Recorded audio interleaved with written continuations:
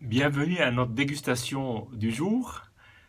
Je vous emmène dans une banlieue d'une capitale européenne. Ah, non, on n'est pas en banlieue parisienne, on n'est pas en banlieue londonienne non plus, mais on est en banlieue de Madrid. C'est-à-dire c'est un vin qui a droit à l'appellation Vino de Madrid pour la très simple raison que le vignoble se trouve sur la commune de Madrid. Alors, il faut savoir que, du point de vue géographique, vous avez une communauté autonome qui est une région qui s'appelle la Comunidad de Madrid, comme il y a la Catalogne, comme il y a l'Andalousie. Donc c'est une communauté autonome. Et à l'intérieur de la communauté autonome, il y a la ville de Madrid et sa commune.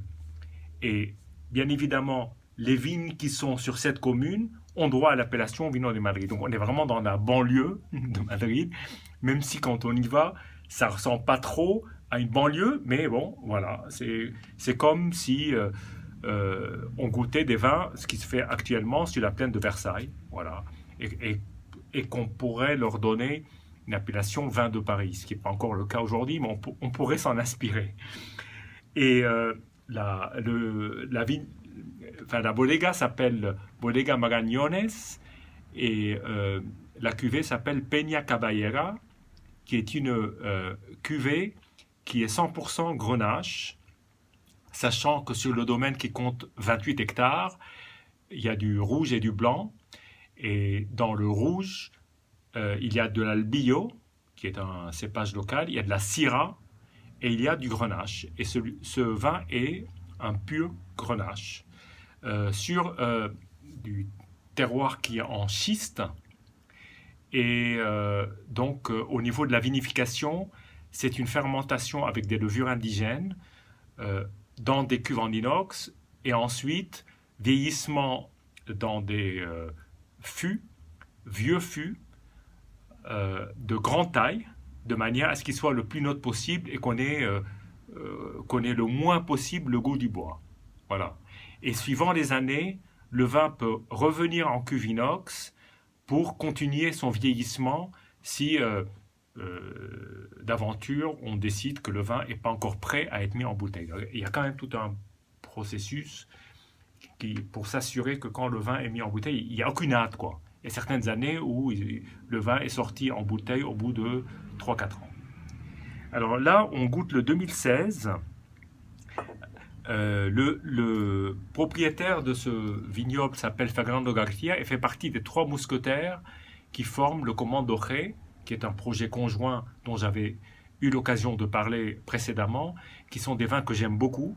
Et donc là, je m'attends plutôt à trouver des vins de cette même famille. Donc Grenache, dans la philosophie de Rayas, c'est-à-dire très peu extrait, fermentation douce, qui prend son temps, voilà. Et effectivement, en gardant la couleur, on est face à une couleur rouge très claire, cerise. Vous savez, des cerises qui sont de couleur claire. On voit le vin, on voit le fond du verre, et le vin a une belle couleur, une belle brillance, en tout cas très attirante. Voilà, avec des légers reflets rose orangé, mais ça c'est plus la vinification que le vieillissement, encore en 2016. Alors au nez, il y a un côté, il y a un côté épice, presque épice. Ça me fait penser à peut-être pas à du thym, mais j'arrive pas à trouver l'épice de Provence, enfin une herbe de Provence. Peut-être le serpolet.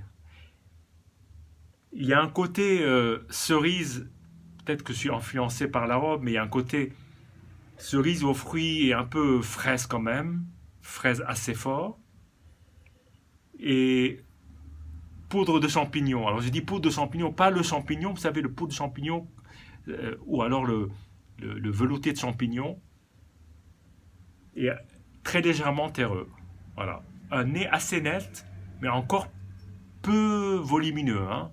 Alors quand on agite le verre pour essayer de faire ressortir, là on a peut-être un peu plus, côté un peu plus herbacé, mais toujours le fruit assez présent.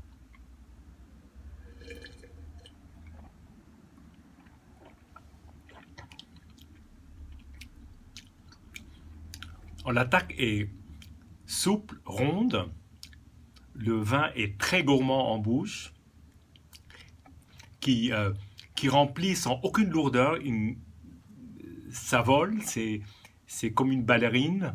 C'est c'est léger, mais en ayant de la vraie matière. C'est-à-dire que certains vins sont légers, mais ils sont un peu à queue. Là, c'est pas du tout. Là, on est vraiment, on a du vin en bouche, mais la mâche est pas épaisse. Au contraire, elle est très fine.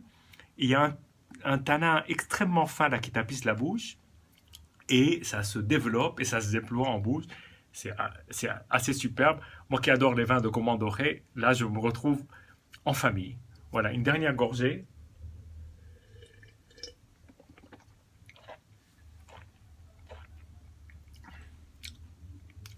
Vraiment superbe. C'est le grenache fin. C'est, bon, il y a plusieurs sortes de grenache, mais dans la famille des grenaches fins, fruités et savoureux, en voilà un qui est absolument magnifique. À bientôt.